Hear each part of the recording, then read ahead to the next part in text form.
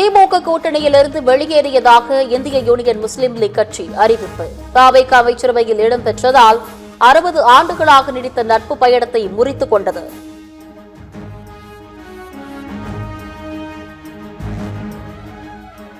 திமுகவிற்கு வாக்களிப்பது 6வது கடமை என நான் ஒருபோதும் கூறவில்லை. செய்தியாளர்கள் கேள்விக்கு திடீரென ஆவேசமான IUML தலைவர் காதர் மொய்தீன்.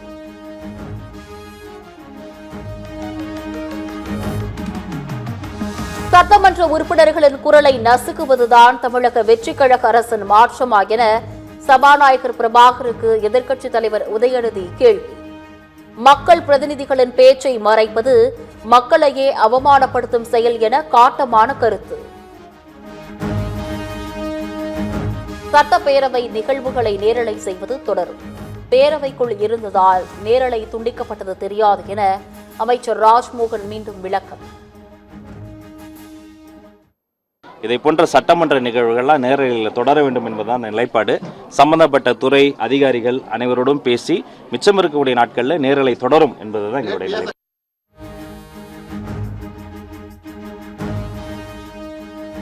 சட்டப்பேரவை நிகழ்வுகள் நேரலை செய்வது குறித்து கேள்விக்கு மலுப்பல் பதிலளித்த அமைச்சர்கள், ஏதாவது இடையூறு ஏற்பட்டிருக்கலாம், விரைவில் சரி செய்யப்படும் என அமைச்சர்கள் அருண்ராஜ் மற்றும் வினோத் பதில்.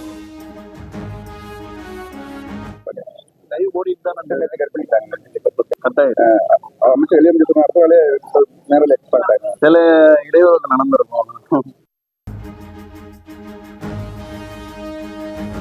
சென்னை அடுத்த படையூர் அலுவலகத்தில் அமைச்சர் ஆனந்த் முன்னிலையில் தாவேகாவுடன் கட்சியை இணைத்த MLA ஜெகநாத் மிஸ்ரா சுமார் 3000 தொண்டர்களுடன் கட்சியில் இணைந்தார்.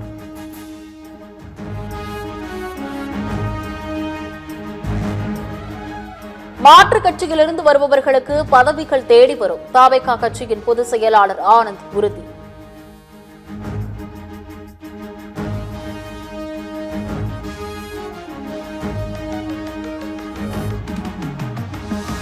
குடியரசுத் தலைவர் திரௌபதி முர்முவிற்கு முதலமைச்சர் விஜய் பிறந்த நாள் வாழ்த்து. நல்ல உடல் நலத்துடன் இந்திய திருநாட்டிற்கான தங்களின் அர்ப்பணிப்பான சேவை மேலும் சிறக்க வாழ்த்துவதாக முதலமைச்சர் விஜய் பதிவு.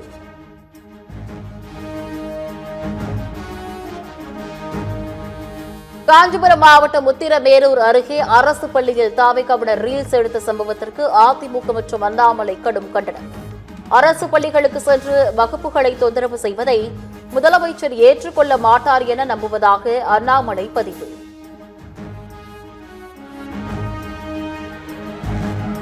நீட் தேர்வு குளறுபடிகளை கண்டித்து சென்னையில் ஆளுநர் மாளிகையை முற்றுகையிட இந்திய மாணவர் சங்கத்தினர் முயற்சி.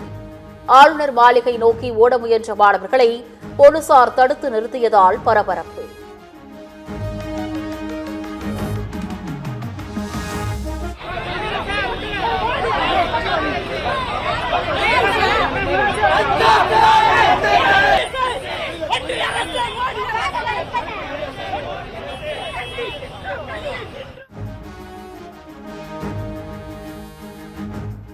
சென்னையில் உள்ள முன்னாள் அமைச்சர் செந்தில் பாலாஜி வீட்டில் கரூர் போலீசார் திடீர் சோதனை. செந்தில் பாலாஜியின் சகோதரரை தேடி வந்ததாக போலீசார் தகவல்.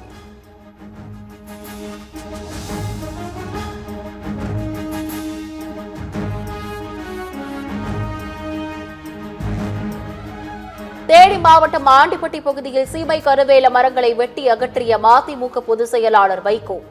மேகதாது அணையை கட்ட முழுக்க காரணம் மோடி சர்க்கார்தான் என பேட்டி.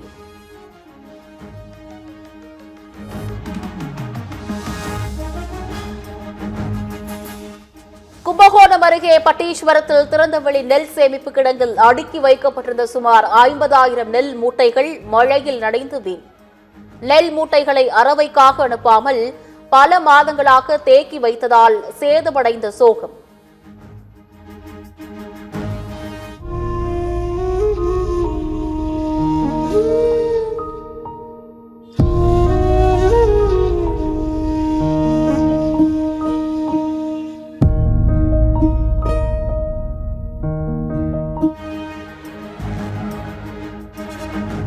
விருதுநகர் மாவட்டம் பத்திராயிருப்பு அருகே தாமதமாக இழை போடுவதால் வீணாகும் நெல் மூட்டைகள். மழையில் நனைந்து நெல் முளைக்க தொடங்கியதால் விவசாயிகள் வேதனை.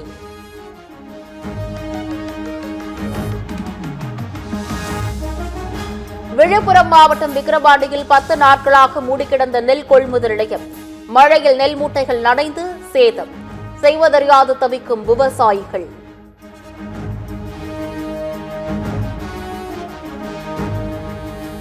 திருநெல்வேலி மாவட்டம் கொக்கிரகுளம் அருகே திடீரென ஏற்பட்ட பள்ளத்தில் சிக்கிய அரசு பேருந்து. தரமற்ற சாலையால் பேருந்து விபத்தில் சிக்கியதாக பகுதிவாசிகள் வேதனை.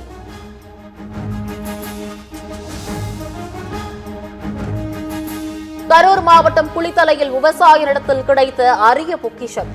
பண்டைய தமிழர்கள் பயன்படுத்திய பெரிய அளவிலான முதுமக்கள் தாழி கண்டுபிடிப்பு.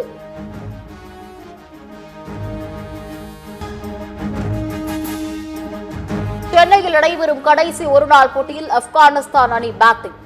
ஒயிட் வாஷ் செய்ய இந்திய அணி தீவிரம். ஆறுதல் வெற்றி பெற ஆப்கான் முனைப்பு.